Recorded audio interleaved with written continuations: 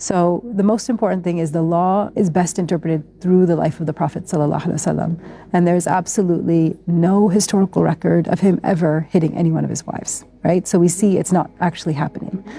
The second thing is, even in that time period, it was a time in which we know from the Quran that oftentimes girls would be buried when they were born. So many scholars actually took it as a restriction, right? That in that time period, men were hitting their wives, and this came to actually limit that. And that was the early discussion around that. Then you have the later legal discussion, and the later legal discussion then tries to put more limitations on it. And it discusses, if the man does hit his wife, then is the woman allowed to go to court and file a case? In many instances, legal schools say yes, she can file a case. And some even say that she can actually ask for a divorce if she is harmed. So the later legal tradition also understands this as striking, but then tries to say these are the limitations, and this is also the recourse the wife has if this actually happens to her.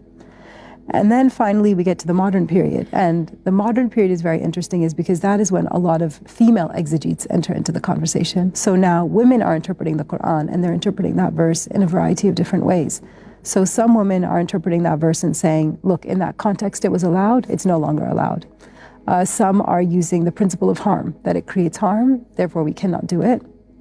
And then the last interpretation that has been forwarded is daraba as a word has many, many meanings. So it can mean to hit somebody, but some female scholars have also indicated that it can also be used for marital relations itself. So what the verse is actually saying is, have a conversation, separate, and then reunite.